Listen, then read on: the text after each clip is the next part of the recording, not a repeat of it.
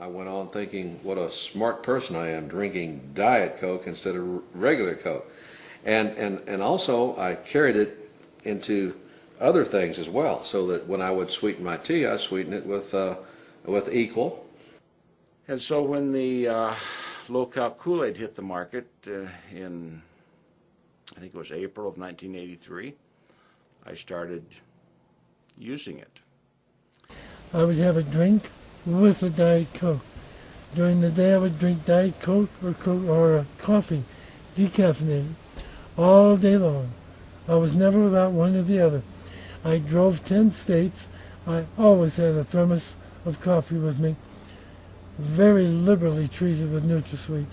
I started out for doing blood drives, and I did the blood drives. I like talking and everything, and so that was a good area for me to get into. I was always hyper and all that, and I would drink the diet sodas like crazy there because we had it at our disposal all the time. And so the further and further I got on, and then I did the Armed Forces Emergency Services with the disaster. We work with people overseas during wartime. I grew up in a funeral home, and one of the oldest funeral homes in the South. I didn't meet my husband till I was like 35, 36. And we went on to have a child. And my weight just went way out of... And in the meantime, I had lost an eye in 87. I didn't meet him until 98. And I was told in 92 I had diabetes. Well, I tried staying off the sweets and the Coca-Cola and, you know, drinking the diet drinks on and off. And I was a briefing attorney for a federal district judge, John H. Wood. The U.S. courthouse in San Antonio is named after him. And then after serving as his briefing attorney for 2 years, I was appointed by Bill Sessions as assistant U.S. attorney for the Western District of Texas, and served in that capacity for a little bit over 4 years. And during that time, I was the president of the Federal Bar Association and very active in legal matters and things like that. Had I seen the chemical formula on this product, I would never have touched it. You know, the poisonous effect of methyl alcohol and its methyl esters are well known. And within a day or two of my starting to drink it, not only did I feel the deterioration in my body, where I couldn't swim anymore and I didn't have the balance that I had, and I was short of breath from a heart failure type of problem, but my wife saw all this much more objectively than I did, and she was a nurse, and she said, "Jim, get off of this. This is killing you. It's destroying you." Well, I was diagnosed with an autoimmune disease back in '93 called lupus, SLE, systemic, which I had been dealing with. It was very severe, to the point where I lost my job and eventually my insurance, because over 40 doctors who saw me over a year's period kept doing one test after another. Every test came back negative. I've had symptoms since 1983. I can go back to as far as 1983, and possibly even before that, but I only remember doctor's offices and you know, the hospitalizations and things like that since 1983. around, I'd say January of 2002, I started getting dizzy.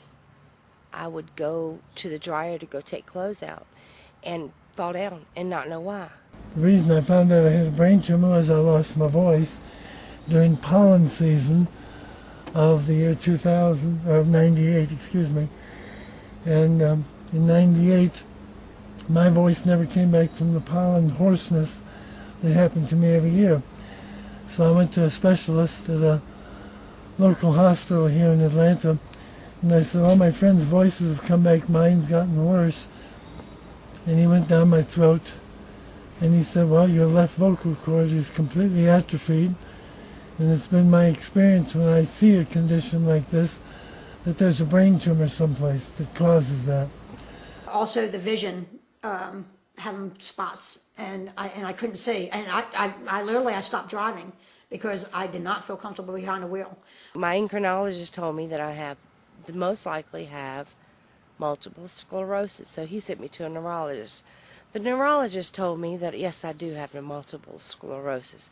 I had been having double vision, and my doctor scheduled me to have an MRI. And we were waiting on the results, and I'll never forget it. It was, maybe a week or two before Christmas. And the doctor called, and I was just ready to hear, well, we couldn't find anything.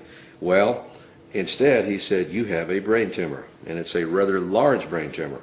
And within a couple of days, I had gone from being a 2-mile-a-day swimmer to having such a toxic cardiomyopathy that I could hardly climb the stairs to my apartment.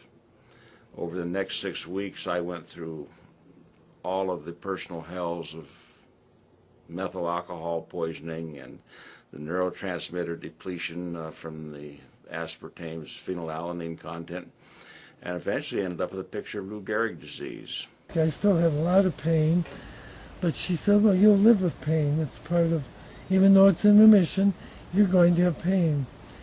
So I went to Tampa, finally found a rheumatologist that she had referred me to, and oddly enough, he did the same blood test and said, you never had lupus, you have advanced fibromyalgia. I said, I just give up. So he said, well, I just don't think you ever had lupus, but for whatever reason, you're able to do what you're doing because of what she gave you. So let's just go ahead and treat you as if it's in remission, but I'm going to treat you for fibromyalgia. But detail is very, very important. You have to get spellings named, birth dates named, everything. And with me being diagnosed with neural hearing loss, which has gotten significantly worse with it, I've been checked the last 3 years every 6 months, and it's gotten a lot worse. And now I have the 2 hearing aids that I have to have. I took the ice pops out thinking they were just the regular ones that I'd been eating earlier. And my mother-in-law had taken my little one over to her house. So my husband and I rented movies, and we were going to have a date night, just night out, night to ourselves. And I pulled out the pops and went on to eat the 4 of the pops, aspartame pops. Well, this was on a Saturday night. By 4 o'clock Sunday morning, I was digging holes in my hands from the itching. I was bleeding. I looked like something out of a Vietnam camp from the bleeding. The doctor explained that one of the very probable side results would be a loss of short-term memory. Well, I later learned that it had done a little bit more than that with me, in that it ruined my legal career. About then, I tumbled, but only subconsciously. I said, well, I'm just going to get off this artificial sweetener, and I didn't really even consciously suspect NutraSweet, but when I got off it, then I started recovering. My doctors will not come out and absolutely put down in writing that this is caused by aspartame. They will not do it. But they'll give me an aside like this, thank God you're off NutraSweet. That's what they'll say, but they won't put it in my records. We were doing a shelter, and I was there, and I had the water, and that's all I did was drink water. And it was like each bottle I drank, the worse I got. And I had nothing else to eat or anything. There was nothing, nothing else that I was ingesting at all. So that was actually a blessing because I was able to narrow it down. This must be it.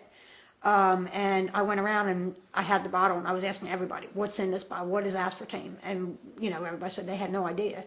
And then that one lady had said, she goes, I've heard of it, she said. And then something kept flashing in my mind, and I remembered seeing the name somewhere. And I like I said, I read all the time in magazines and all that. And I don't know if it was in Time or Newsweek or something, but I remember seeing an article, and for some reason I keep saying that name. So after I had finished the shelter, I went and I was driving down the road, and my library, I volunteer at the library also.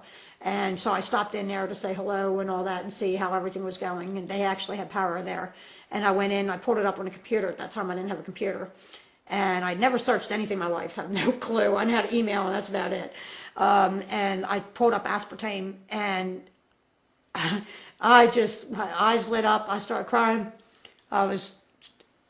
All those symptoms, the 92 symptoms, I think I counted 79 of those symptoms. I've been in the hospital or to the doctors and complaints over 50 times for each one of them, well over.